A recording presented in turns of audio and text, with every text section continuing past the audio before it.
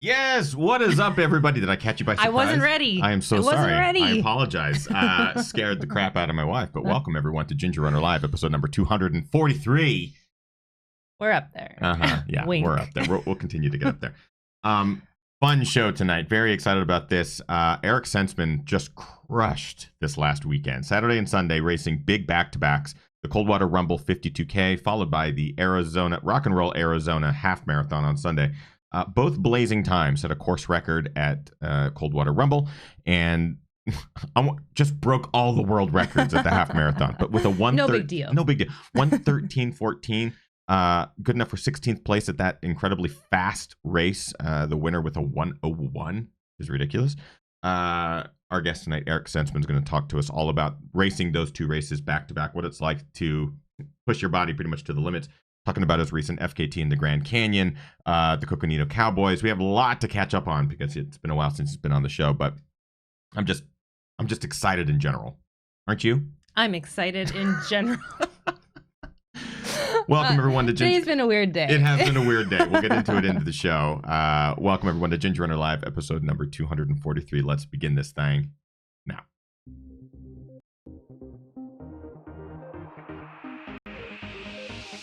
Ginger Runner.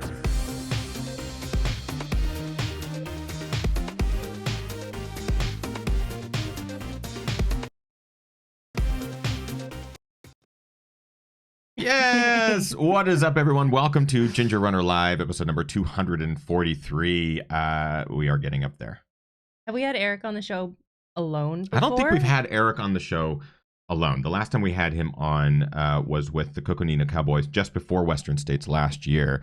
So to have our guest on tonight, who we'll introduce here in just a second, Eric Senseman, is a great honor to have him join us, especially after such a crazy weekend. Yes. He not only set a brand new course record of 3 hours and 45 minutes and 12 seconds at the Coldwater Rumble 52K. So there's an extra 2K in there. And he still managed a 3:45. But the next day, he went out to the Rock and Roll Arizona half marathon and crushed it with a 1:13:14. So his legs were working this weekend. And we get him on the show tonight to find out how his legs are doing. But I basically, I want to know the secret. I want to know the secret. Yeah, because I'm certainly this. not running half marathons super fast after a 52. Yeah, 52K. I mean, we're going to go back. 50K maybe. We're going to go take his course record. I mean, Kim and I had already planned 3:45. We'll take that. Yeah. Maybe next year or something. We'll see. If we Maybe in the want to half marathon at 3:45. Yeah. Yeah, right. Half marathon, 3:45. Oh, boy. So our guest tonight, Eric Senseman, is going to talk to us all about this weekend. In addition to the recent FKT in the Grand Canyon, the nature of that FKT and the work that went into that, the Coconino Cowboys, what they've been up to. I know Walmsley also raced this weekend. Big just amount of races that happened in the last couple of weeks has been astounding. We got a number of messages from a lot of people telling us that, you okay? Yep. There's Something beeped over there. Was there a beeping going it was on? The printer. Oh, the printer turned off. A lot of people messaged us. I would say 200 to 300 people messaged me specifically about the Jasmine Paris, just bonkers, fastest known time in the spine race over in the UK. Trust me, Kim and I have had our eyes on that for a long time. Jasmine finally got back to me. I can imagine her schedule is just insane crazy, but also just being bombarded with interview requests and all that. So we're going to attempt to get her on the show in the future. Just hold tight. There's obviously a time difference when you do a live show here on Monday at 6 p.m. It's a different time zone. But she has our info and she wants to participate. It just might be some time because she's doing like legitimate news. Big news organizations like the BBC. Don't know if you've heard of it. It's a little larger than us. A little bit larger. Their set isn't as pretty, though. It's true. So we're working on that. But other races, the Hong Kong 100 took place. Hurt 100 took place. So we're going to wait for a lot of those racers to get back to their homes and get settled. And we'll bring some of those guests on in the future weeks. Our guest tonight, though, did race this weekend twice. And I'm very excited to bring him on. Before we introduce our guest tonight, we have a couple of things we'd like to talk about at the top of the show. First, we'd like to thank all of our Patreon supporters. It is because of them that we are able to do this podcast, our reviews, our films, week after week. We're going to do a new segment tonight highlighting one member of the community. We want to do this every week because if you saw my recent goals video, my 2019 goals, my last goal, my personal goal, is to lift up the community and do as much shouting you guys out as possible. So every week from now on, we're going to highlight one member of the community who did something pretty badass. And tonight we're going to do that new segment towards the end of the show. 3 individuals on that Patreon supporter list that just help us month after month at that top tier. We like to shout out at the top of every show. Chris Lee from Hong Kong does an incredible job showcasing the trails in Hong Kong. Rick Bjarnason, an ultra runner out of British Columbia, also a web designer, fantastic human. And finally, Brian Sands, who's on this incredible journey of weight loss and crushing his running goals, training for his first 50 miler coming out. Coming up soon. Big shout out to those 3 gentlemen. Without further ado, my wife. Yay! You're joining us, of course. I am also joining. Always. Yes. You guys, we are live. We have Eric live with us here right now. He's being very patient. Mm-hmm. So if you guys, just like this, he's like, let's go. So if you guys have questions for Eric, please pop them in the chat room. We'll be pulling them throughout the hour. Yes. Here he is. Without any further ado, one of the fastest humans to join us on Ginger Runner Live. There's no doubt about that. He's damn fast. Mr. Eric Senseman. Yay! Ethan, Kim, thanks for having me. We appreciate your Welcome. patience. We did not set a PR as far as time for the show intro. First, how are the legs, man? Like the back-to-back, we have guests on the show all the time talking about big back-to-backs and stuff, but this one's unique in that it's trail to road, both very fast experiences. So how are your legs today? They're feeling it a little bit. Yeah, they're tired. I did manage 12 miles today. I had to break it up into 2 runs, so they were shorter runs. And wait, you managed 12 miles today? I did.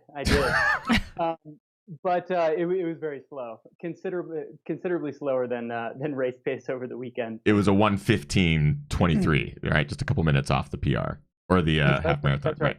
Yeah, I got my 12 miles in 1:15, so nice and cruiser. Yeah, so feeling pretty good. I think after big weekends like this, I've done this sort of thing just in training, so I haven't entered races, but 50 miles over 2 days, or like 60 to 65 over 3.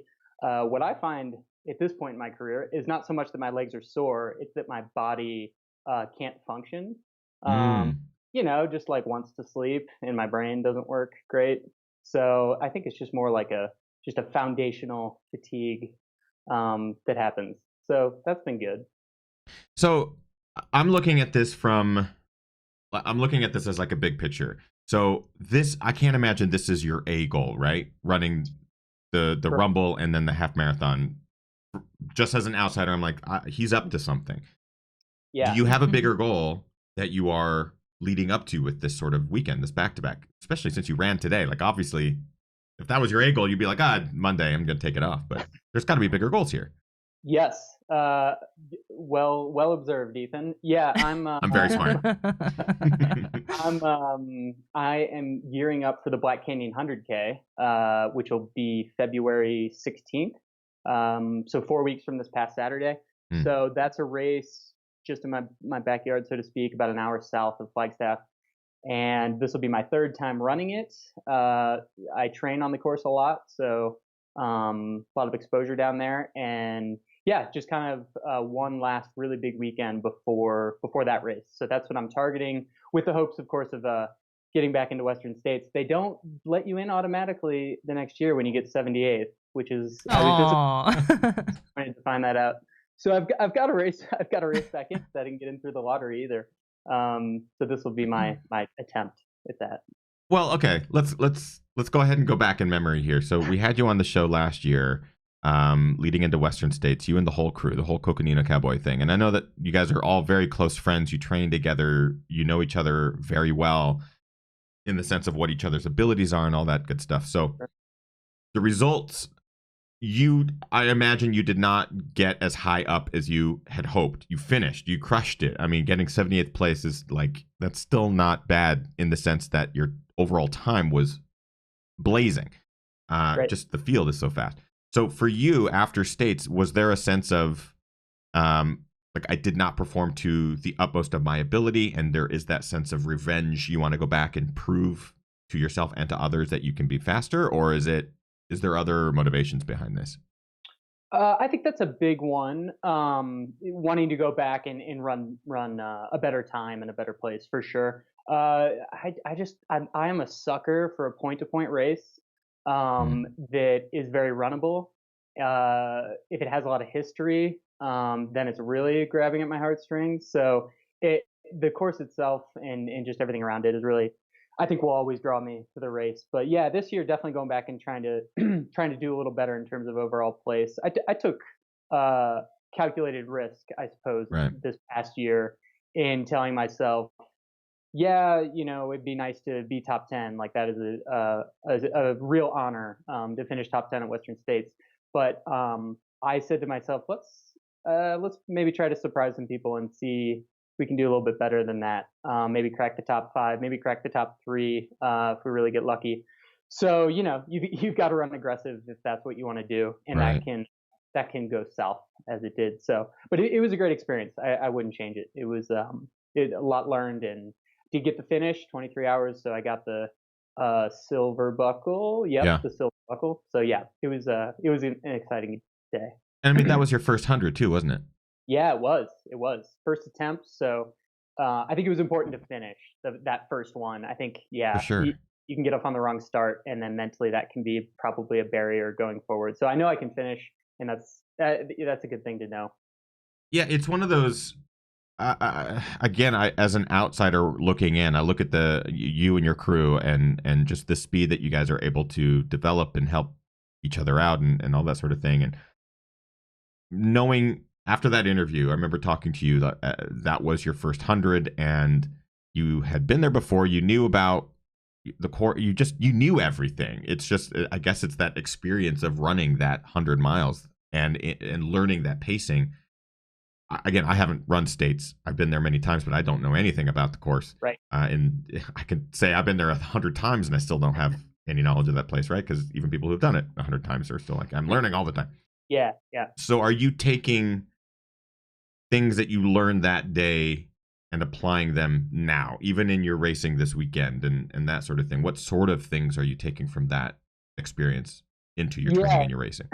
No, that's a really good question. And yeah, I feel like when you listen to an interview with particularly with an ultra runner, we'll talk about like, oh, we learned these lessons, but then like there's something tangible. It's just like, oh, I learned a lot. And it's like, I learned to hope more. Like, well, but how? Like, what does that mean? Yeah, no, I think that's a really good question.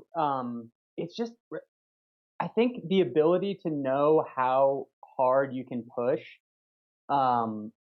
without going too far is just a really difficult thing to get right.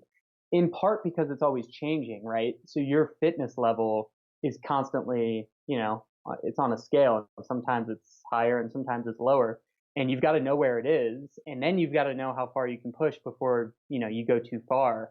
And I think doing that and going too far at Western States, that was the first time I really, really went over the deep end too much. And so, yeah, in terms of just, we'll get to talking about this past weekend more, but just initially, for example, in the half marathon, I backed off from like miles 8, 9, and 10. So I made a concerted effort to actually run an easier effort for those 3 miles because I just knew. I knew where I was, and I knew where the line was, and I knew it was going to be pretty ugly the last 3 miles if I tried to keep pushing at that pace. Right. So but yeah, that's one like good example. So what that feels like, I guess, is difficult to describe, and maybe it's different for everyone. But I think having an understanding of what that feels like and when it's gone too far and how to keep from going too far is it's a really valuable skill. And yeah, it's kind of tough to pin down. Yeah, it's always interesting. I appreciate that you said that too, because oftentimes I want to know like what people learn in their moments of like their lower moments, right? So when they're in especially in these ultras, you dig that hole deep and you fall in, and it's fucking deep. So I always want to know what people pull out of that, and oftentimes you get that sense of they don't really know yet, or they're kind of mystified by it, and they're trying to figure it out themselves still. But they'll say something, and they're kind of seeing it in real time. Like, well, is that what I pulled out of it? So it's nice to know that you're removed away from that race enough now, where you've learned your lessons, but you're also applying it specifically even to like this weekend, even in the half marathon, which is a distance, a tenth of states. Technically 13%, but who's counting? Math is great. Of course, we are live. For those of you who are watching live, this is Eric Senseman. Just crushed this last weekend. What did you have a name for this weekend? Rabbit, wonderful clothing company that you're sponsored by. They had like the Weekend Rumble or whatever they called it. But do you have a name for the weekend that we can coin it? The Wicked Weekend of Wanting? Yeah, Eric's Weekend Extravaganza. Perfect. Oh no, how's that sound? That's very marketable. I feel like I saw like a hashtag like Savage Double or something like that. Yeah, we'll maybe take I that. made that up. I see that. I don't know. Eric, that's how you do it. Yeah. The Savage Double. Savage Double. So we're live with Eric Senseman, who just crushed the Savage Double. We are taking questions, of course, Kim. Let's get to like a hard-hitting question. I don't know. You Our dog has okay? been sick all day today. I didn't say that at the top of the show, but it's been a day. It's been a day. So the humor is high. Or poor, I don't know. Brian in the chat room has a very important question for Eric. Eric, what are you drinking right now? Ooh, that is a good question. The hard-hitting stuff. That is hard hitting. I have a nice cup of honey turmeric chai tea in this mug that says "Good morning, handsome," which Good morning, my mom handsome. got me, as I recall. Aw. Yeah, so I guess she loves me. I guess she does. A shout out to running moms. So The best. I feel like this weekend I saw a lot of Instagram stories and stuff like that where men and women's parents supported them in unique ways. And I thought that was really cool. There seemed to be like a running parents weekend, and I don't know. Parents are very supportive of their kids' weird hobbies, Yes. ultra running specifically. Or terrified of their ultra running You're hobbies. right. Okay, you're done now, right? That was it? You're done now? Go ahead, babe. Sorry. Interesting question from Nathaniel in the chat room. Nathaniel says, Eric, you studied philosophy at SMU. Do you feel this field of study helps you prepare for the rigors of professional racing? Ooh, that's a good one. I'll make a small correction only because there's an important rivalry between my school and the one he referenced. I actually went to TCU, which is about 30 miles down the road. And TCU is, well, SMU is their primary rival. So thank you, Nathaniel. But yeah, I am a Horned Frog, not a Mustang alumnus. So anyways, yeah. Savage weekend. I think, yeah, philosophy is interesting. For those that have taken courses, they have some sense of it, but teaches you how to think critically. And I think I always point to, well, I think people that approach the sport, rigorously, critically, so to speak, have a better chance of performing well than those that don't. So I think Ian Sharman's a really good example. I mean, Ian Sharman's a great runner, but out talented, I think, by lots of guys he beats. I think he would say the same thing. But it's because, he approaches it scientifically, so to speak. So Right. He thinks critically about everything around a race. And in 100 miles, for example, there's lots of things to think about and to get right and to learn from. So yeah, I think having that type of mind is useful long term for improvement in the sport, for sure. I want to get into this Grand Canyon adventure that you and some of the boys took on. Of course, the Coconino Cowboys are well known for their speed, their humor, their coffee, but their ability to work together to do some pretty cool things. It's not the first time in the ultra running sport that there's been a group of runners that do crazy things, but these guys are really unique. They're really, really fun to follow because there's nothing really like it right now, which I think is pretty rad. I just realized that Eric's video just jumped sizes, so I apologize. It's not your fault, Eric. It's the resolution. Our Skype is like, Eric's high res, let's make him bigger. So I apologize about that. That was very strange. That is a default thing. So if Eric jumps sizes a couple of times, Deal with it. Savage. I kind of lost my train of thought. Regardless, there was this really cool adventure that you guys took part in. Where did the idea come from? So it was a Grand Canyon FKT. The route was quite different than the main route that a lot of people use, Bright Angel Trail and Kaibab, I believe. What was your route and why? What was unique about it? Help inform our viewers here. Yeah, I suppose a bit of context or history is useful in understanding it.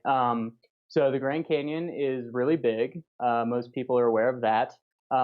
Perhaps they're less aware of how big, how grand it is. So the park has I don't know how many miles of trails, but more than 20 established trails below the rim. And they designate established trails as corridor trails or primitive trails. Mm-hmm. Outside of those, there's actually a ton of additional routes that are very historical. Most of them lead most of them go rim to river, and most of them were discovered by the natives and established by the natives, and some of them have been rediscovered more recently. There was kind of a renaissance of sorts in the 60s, 70s, and 80s in the Grand Canyon where people were motivated to go off trail and find some of these old routes. So a lot of them got reestablished then. And I haven't explored so many of those, but the point being that there's a lot to the Grand Canyon, much more than what people know. So what people are generally familiar with is the main corridor, which is the Bright Angel Trail, as you mentioned, and the Kaibab Trail. The Kaibab Trail runs from the south rim to the north rim, and then you get across the river via a bridge. So it's about 21 miles from south rim to north rim, and 42 if you go rim to rim to rim. So there is one other established route. I say established because there's probably an ancient route that goes from south to north that very few people know about or no one knows about, but it's there. But the other established route that we're aware of that goes from the south rim to the north rim is the Bass Trail.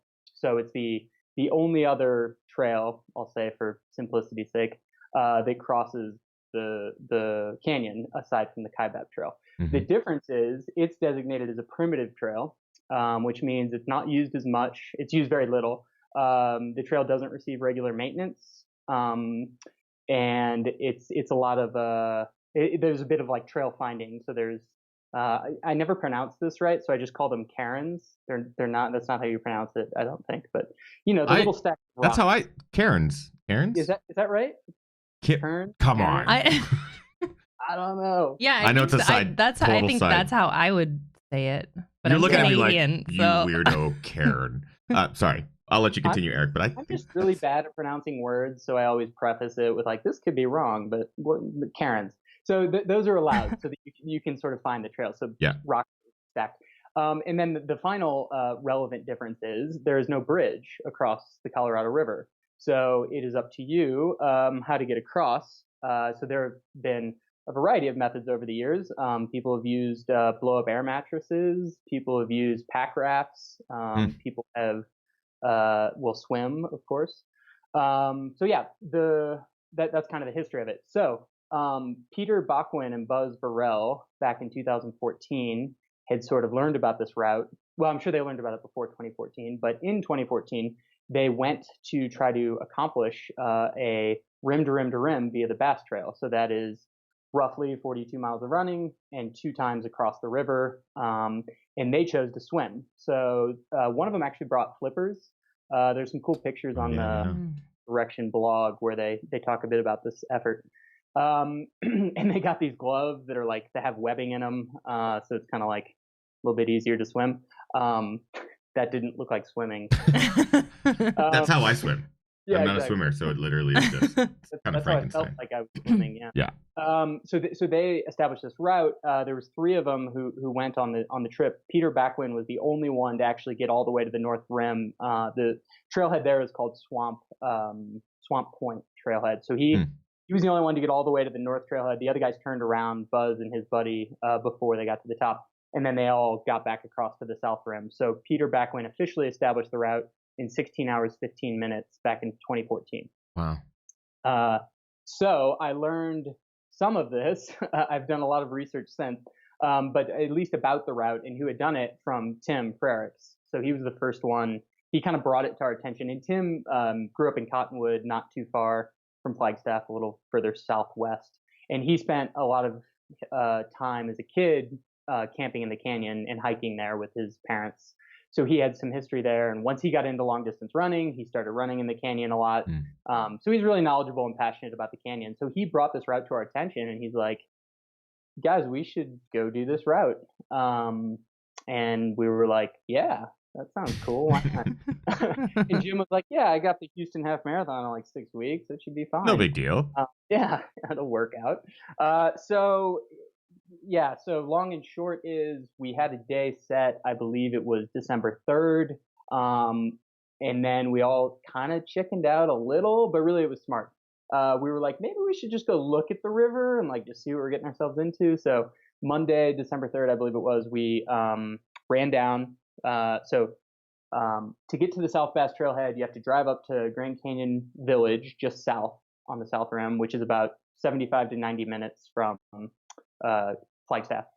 Then you turn west and you drive 30 miles on a dirt road, and that takes about 90 minutes because it's a pretty primitive road, and there's some sections where it's quite slow.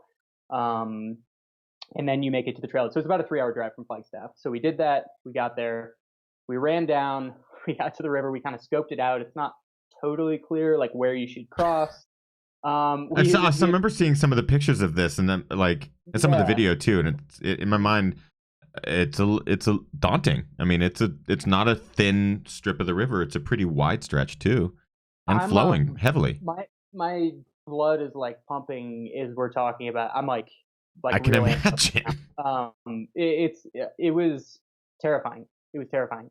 We got down there. I mean, I haven't swam in a lot of bodies of water, open bodies of water, I should say, and certainly not many rivers. In the Colorado, as far as rivers go, is quite a strong river. It has a very serious current, and it looks strong when you're standing on the side. So we kind of scouted it out. We had the idea that we'd swim across, look at the north side a little bit, swim back. So it was me, Jim, and Tim. We all got our wetsuits on. We were standing on the side.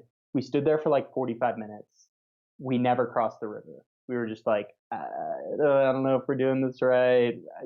We were just terrified, honestly. So we packed up. We're like, it's cool. We saw it. When it comes to do it, we're gonna do it.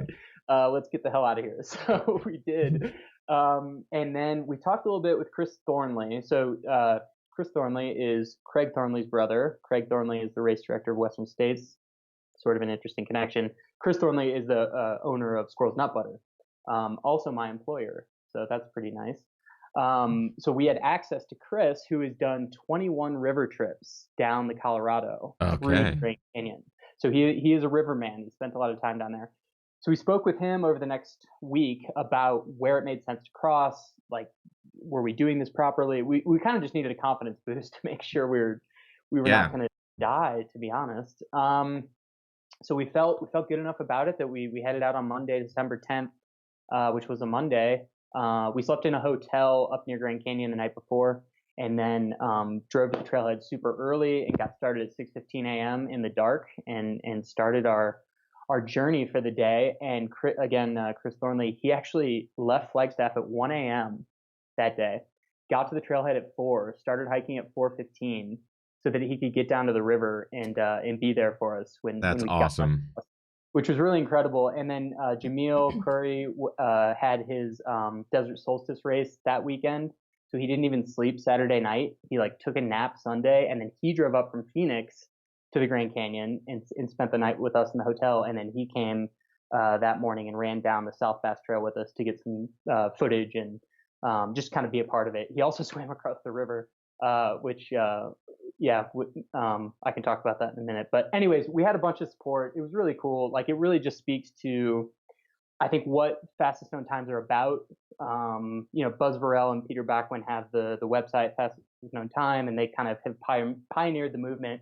And anytime you hear them speak about it or write about it or anything, their big thing is it's really about what are you passionate about? What do you want to explore? get people who are going to support you and go do it. And like this was very, very much in line with that ethos, and just very community based, and like it just was really cool. Yeah, I think it gave us a lot of confidence to get it done. Had it just been the three of us and we didn't have anyone going with us and we didn't have someone at the river, I don't know how it would have went. I might not have crossed, but so there's two things to this that I look at. One, it's a lesser known route. So even you say that, I hadn't heard of it before hearing about your FKT and even the attempt and all that stuff. So for me, it was wow, I didn't realize there was another trail that crosses the naivety of it, but there's another trail that crosses the Grand Canyon. Of course, there's probably many besides these two. Mm-hmm. So in my mind, I'm going, it's kind of it's a lesser known route, but I love the uniqueness of it because it involves more than just a running discipline, right? You can't just run down, run fast, and like, good, I set an FKT. It involved like swimming and bringing the right gear for that attempt, but then also you have the canyon to battle on the other side as well. So there's all these elements that make it really intriguing. And last year, having documented an FKT in an environment that was less than stellar and also involved high water risk with the Lost Coast and stuff like that, it was kind of interesting to see that not all FKTs need to be a point-to-point, like running specific only sort of thing. So I don't know. I really liked it. It was following your guys' adventure and seeing the creativity that is involved in it and stuff like that. It'll be interesting to see if anyone... Are you worried that someone else is going to go for this FKT and try to take the time down, or is it more about the creativity and the style in which you did this event? I don't even call it an event, but challenge. No, I think our motivation is for that for it to get broken. I think our motivation is to draw interest to that place and that trail in particular. And there's inherent risks with that, as there are most routes that people try to set fastest known times on. Frankly, I mean, this one has some different risks, but they're all risky. So you've got to keep that in mind. But yeah, I think our motivation is like, there's more out there in the Grand Canyon that should be explored, and there are routes that should be done a lot faster. And if we can be a small part of making that happen, that's awesome. Like, it kind of mission accomplished. So it could be. We've talked about it. We think when it gets under 10 hours, it'll be very, very hard to lower. I think the 10-hour barrier is like that's going to be more like 6 hours. 6 hours on the Kaibab, like around what Jim ran. For his fastest time there is probably equates to about 10 hours on the Bass Trail. So that's how we look at it. So yeah, somebody should go out and do it. Do it with a group though, and try to have some support out there. Yeah, be safe. Yeah. I love it. Of course, we have lots to talk about with Eric. Again, we are live, and if you have questions for Eric or anything really, drop them into the chat room there. Kim has pulled some aside. What do we got? A question from Kim Wrinkle from the top of the show. Kim asked, Eric, how do you balance training, working, representing squirrels, nut butter, rabbit, etc., and a personal life? Ooh, Kim, great question. Also, hi, Kim. Thanks for tuning in. Kim Wrinkle's a great guy. I am lucky because my boss is one of the nicest and most sympathetic people you will ever meet, and that is Chris Thornley, as previously mentioned. He is understanding of my goals and where I am in my career, so to speak, in terms of running and working and being 29 and trying to have a life that doesn't involve running and working. So he's very flexible with my schedule. And when I'm there working at Squirrels Nut Butter. So that makes training, getting training in much more palatable to do. But the short story is you just have to make time for things. People will often say like, oh, I didn't have time to do such and such. And typically what that means is, oh, they didn't make time to do it. So yeah, I think you have to prioritize what's important to you, and you've got to carve out time to make sure those priorities can fit into your schedule. And it's not always easy, but I think if you're passionate about things, you make it work. And I'm passionate about lube, I guess, for lack of a better word. Squirrels Nut Butter specifically, everybody.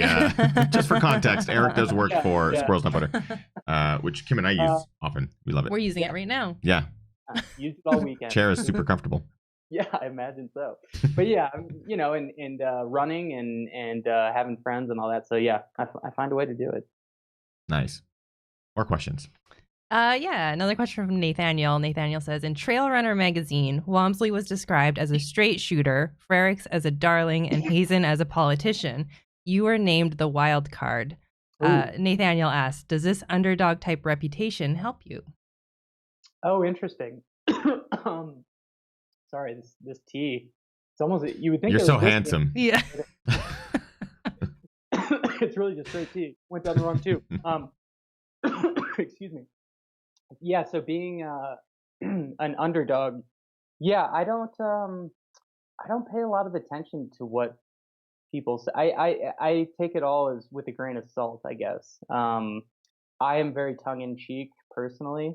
I love Twitter because you can just say things and you can be joking and people generally get it, and it's funny. So yeah, I guess I don't take things that seriously. So if that's the way that I'm perceived, then that's cool, I guess. And if I'm perceived differently, that's cool too. Yeah, I guess I don't give too much weight to it. I think it's a mistake to tie your self-worth to variables that you can't control, like what other people think. So I Nice. try not to do that. Nice. Get to one last question, and then we're going to start talking about the Rumble. The Savage. Was it Savage Weekend? Savage Weekend. Let's see here. There's been a lot of people asking if Western States doesn't happen for you this year, do you have another 100 in mind? Yeah, that's a good question. Yeah, for the moment, I'm it's wow. There's so many 100-mile races. I've done one. So that's a really good question. My initial thought is it would be something in the U.S. There's so many. Like I mentioned before, if there's a point-to-point course with some history that's pretty runnable, I'd like to take a stab at it.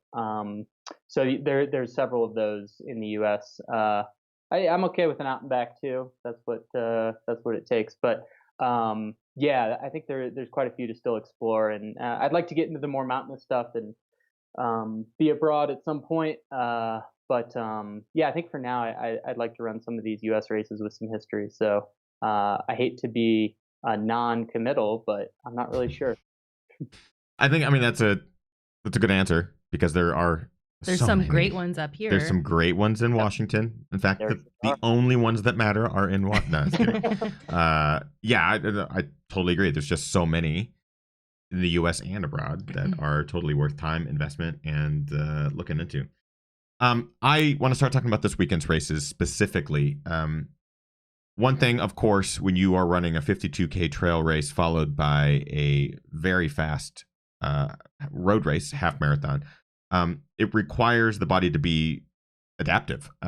What are you doing in your training that is allowing you to do both these disciplines well? Are you cross-training? Are you training on both surfaces all the time? Are you staying towards one to keep your body agile and healthy? What are some of the things that you're doing to be able to do this?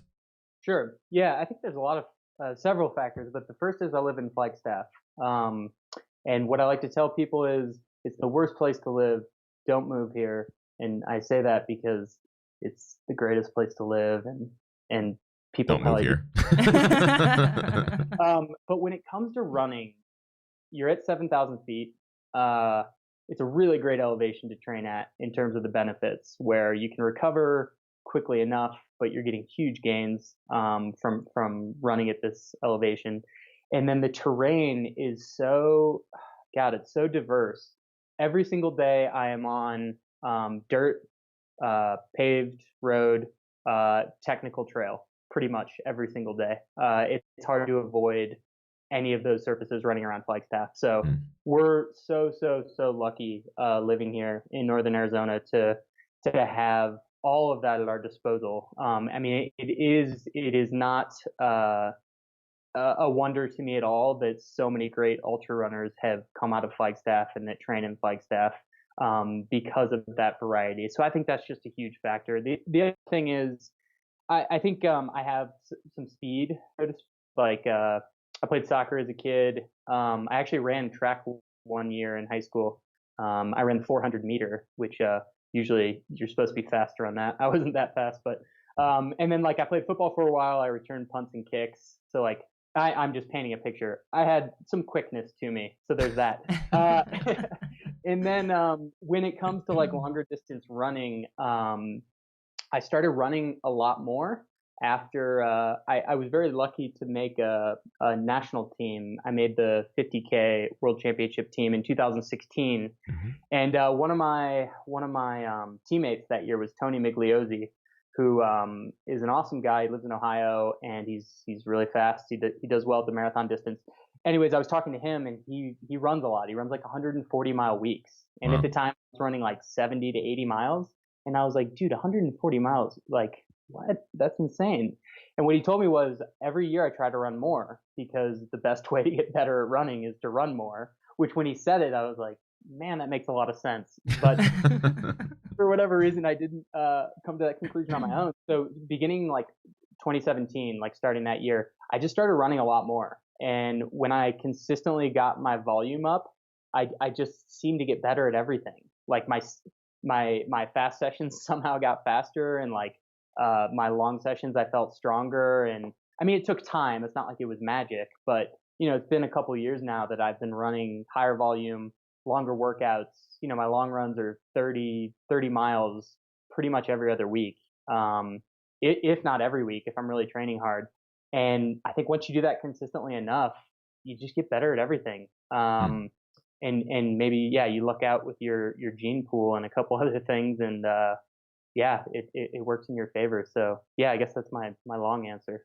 With the higher volume, are you thinking less about distance in a race environment? So a common question that we get and a common point that we talk on is people who are approaching their first 50K or 50-mile or 100-mile distance. You ran your first 100-miler last year. So when you approach that distance, and for people who are approaching their first blank, the distance tends to be intimidating. By increasing your volume, and you just said 30-mile runs as your long run every other week or whatever. So that is essentially 50K, a little bit short, but did you go into the 52K this weekend? Like, I don't even care about the distance at this point. It's just, let's see how fast I can run it. Like, does distance exit the equation at that point? Yeah, that's a good question. I don't think it ever does. I think 30 miles is long enough that like there's just still things can go wrong. So I've had plenty of 30-mile training runs or planned 30-mile training runs that didn't end up being 30 miles because I had to cut it short because things just weren't going good. You know, it's not like a 5-mile run. Like I can go. I was sick for 2 weeks to start this year, which was a real bummer. Yeah. And even when I was sick, I could go get a 5-mile run in. You know, that's like, for me at this point in my running career, I can do that. I can never foresee 30 miles getting that way. I think the distance is always a question. I mean, even the 52K, there were times during that race and I was like, man, this first lap's 20 miles. So in theory, I could just stop at 20 miles. That kind of sounds nice. And you know, you have to it's a lot about training your mind to just convince yourself that eventually it'll end, but you've just got to keep going for the moment. So yeah, it's I don't think that ever becomes simple or easy. Well, that's actually good to hear, because a part of me is like, I just need to start running 30-mile weekends. That's it. That's the secret. Start after the show tonight. I'm going out. I'm going out. Go ahead, Kim. I know you had a question. Yeah, there's a question from Amber. Amber asks, with the addition to running more, did your cross training stay the same or increase or just get smarter? I, as a coach, I do some coaching as well for Sundog Running, which is Ian and Emily Torrance's coaching business. As a coach, I would say very important to be strength training and keeping up a routine. So I'd consider that cross training. I myself have never been diligent about that. So when I'm asked about this, I tell people I just really love to run, and that's why I do it. And if I can't, I am not really interested in doing anything else. So I really don't cross train, and I'm not very good with strength training either because I don't like it. And so I can like convince myself for 4 to 6 weeks, like before a big race, like Western States, to get in there a couple times a week and get it done. But that's really the extent of it. Otherwise, I'm a waste. I just want to run. Nice. Kim, go ahead. Yeah, another training question from Nathaniel. Nathaniel asks, generally speaking, what percentage of your weekly mileage is easy pace and hard effort? Do you follow analytics or just by feel? I run by feel, and it's a lot of easy running, like a lot of easy running. I think if you looked at my training, you'd be pretty unimpressed for the most part. I bet I'd be pretty impressed. Let's not say, listen, a 7-minute mile. I'm just gonna go comment on all your Stravas, I'm unimpressed. Impressed. Eric, you're gonna have an incoming massive amount of comments on your runs now on Strava. Just I look forward to yawns, Yeah. just yawn emojis. I mean, I honestly though, I run a lot of 8-minute pace, which is a lot of people can do that. Mm-hmm. I'm not saying, I mean, that's for a lot of people, that's really tough, and that everyone's different, but there's plenty of people that can run 8-minute pace. I can get away with it though. I learned when I live at altitude. So the benefits of running 8-minute pace at 7,000 feet, Sure, is just you're still, versus running 8-minute pace at sea level. It's very, very different. So I really enjoyed not running hard most of the time and just getting in miles at an effort that feels relatively easy. But I'm, like I said, I'm really lucky to be in Flagstaff because you can kind of it's almost like cheating. But yeah, I can get away with it. So a lot of easy running, and then the occasional binge, like this weekend where, it was hard running for 45 miles over 2 days. So, you still got to do that stuff. And just for perspective, the 113 marathon is 5:45 or something? Let's see, for the half marathon? Yeah, for the half. It was 5:35. 5:35. I was 10 seconds off.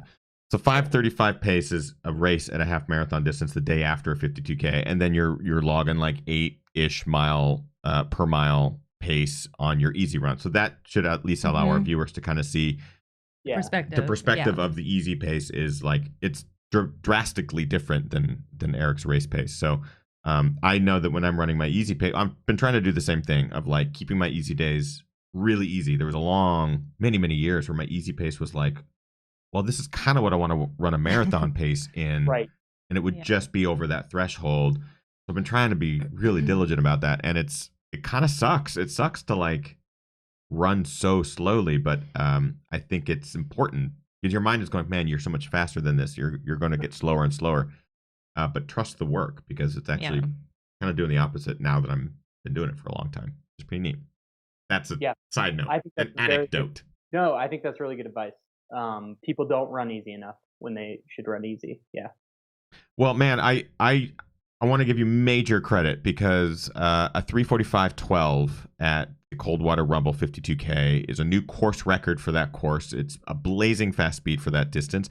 Also want to shout out Allison Baca, who also set a female course record at that race, which is awesome.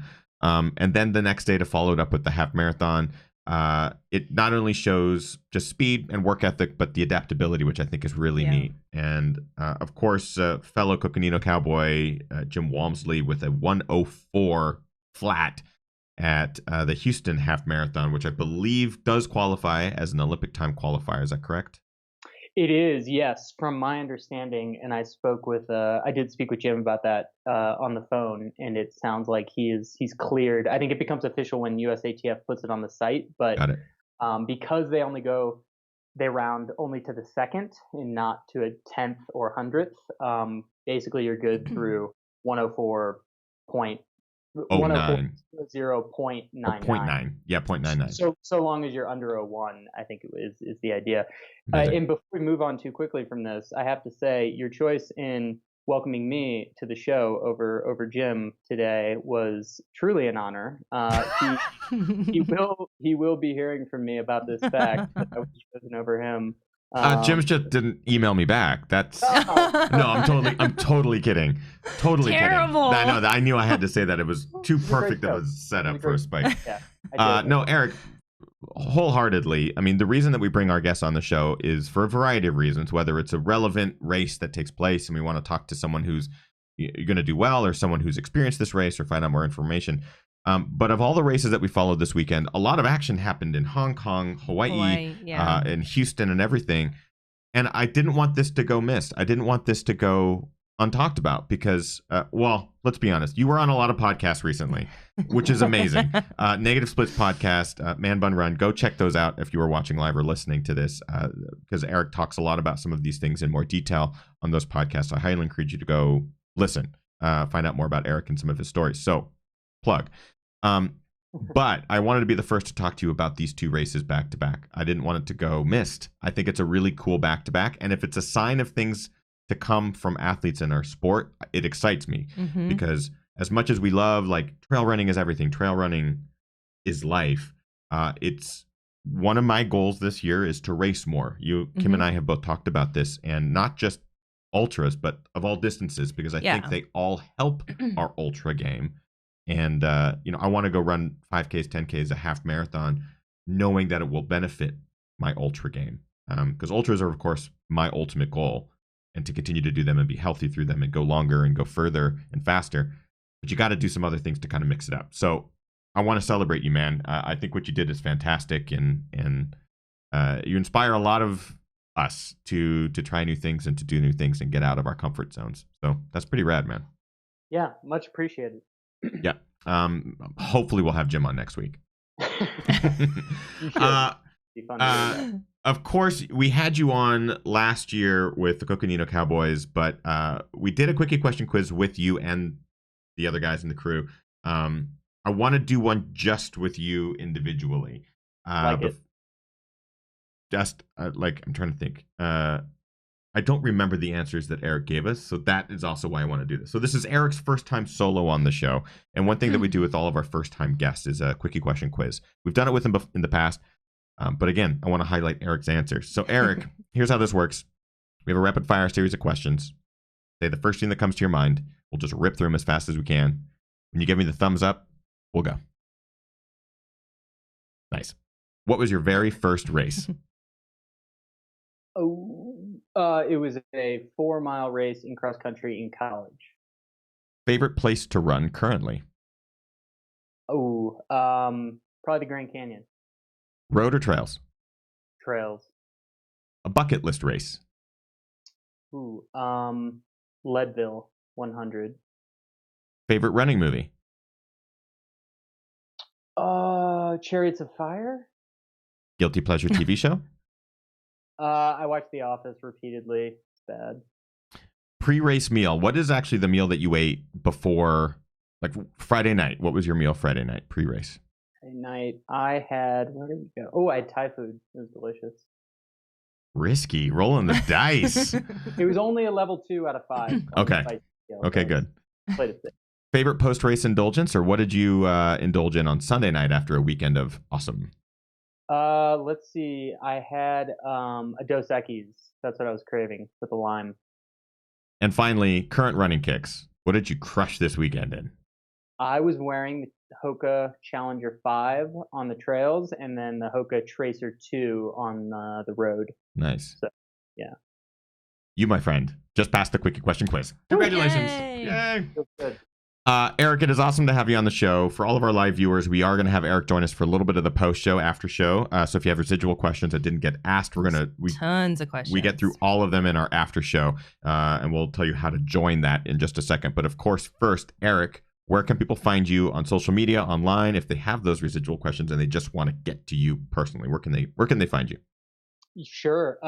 So on Instagram, I'm Senseman, my last name into a gram. And on Twitter, Good Sense Runs. As previously mentioned, big Twitter fan. I like to have some fun on there. So those are the primary places. Awesome. A big shout out to our incredible guest, Eric Senseman, who joined us after the Savage Weekend, running Savage Double. Savage Double. Is that what it was? I don't know. I already missed it. up. The Coldwater Rumble 52K on Saturday, course record, winning that one outright, and then the next day waking up and placing 16th at the Rock and Roll Arizona half marathon with a 1:13.14. Come on now, Savage Double, whatever that might be. So, as promised, I wanted to do a new segment on tonight's show, something that we have never done, but highlights our community, our wonderful community here with GR Live. I just need to pull up my email. I'm realizing that I need to have the email to read a specific thing. The individual this week that we're going to highlight, it's a really great story. I'm sorry. Let me show a graphic real quick. The new segment is called Crew of the Week.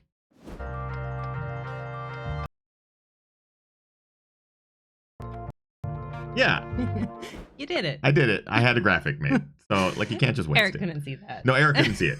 So he's literally just like, why are they just sitting Why there? are they? Why are they sitting there? And there's sound effects and all sorts of stuff. Okay, so our GR Crew of the Week. Every week from here on out, we're going to highlight a member of the community for doing something damn awesome. This week, we're going to highlight a member named Andrew Baker. So Andrew, last year, or actually over the last 18 months, has been working for his degree. He's 38 years old, but he's an ultra runner and runner, full-time job. He does what a lot of us do. Full-time job, balances that with training, balances that with family and obligations that go along with that. In addition to the last 18 months, he was going back to school to get his degree, something that when I found out about this, I was like, that takes an extra level of dedication with the studying that you have to do and balance everything else, the test taking and all that sort of stuff. So I wanted to give Andrew a good old shout out as the GR Crew Member of the Week for getting his Bachelor of Science in Data Management and Data Analytics. So not only was it a bachelor's degree, but it's like, it's a hard one. Yeah, and he did like basically what, 3 years worth of work in 3 18 years. months on top of a more than full-time job. 3 years worth of work in 18 months. So just that is testament to what we are capable of. And he is currently training and working under Chrissy Mail's training plan, just basically getting right back into it and going. He has some ultra goals this year and beyond. So a big shout out to Andrew Baker for being our GR Crew Member of the Week. So this is something I want to do every week. Yep. Highlight a member for doing something awesome, whether it's running related, life related, or anything like that. So just keep us posted if you have a story of your own that you would like to share with us. We would love to hear it. Yeah. That being said, it is the end of our show. End of Ginger Runner Live, episode number 243. We are going to move into the after show. If you would like to join us for our after show tonight and talk more with Eric Senseman, you can do so by joining us at patreon.com/thegingerrunner for as little as $1. You get to join us for all of our after shows tonight and future, and you get to see all the archived after shows as well. It's a lot of fun. We get to ask all those questions that didn't get asked during the main show. And it basically keeps the lights on and the mics hot here. It is the whole reason that we are able to do this full time. So we encourage you to do it if you have not already. But a lot of you who are watching live, we'll see you in a couple seconds. Yes. With Eric Senseman, which is absolutely fantastic. Am I forgetting anything? I don't think so. I'm probably forgetting a lot of things. Regardless, thank you everyone for tuning in tonight. We appreciate you taking time out of your busy lives to spend a little bit of it with us. We'll see you next week. Get out there, train hard, race harder, and party the hardest. I know I am. All right. See you guys next week.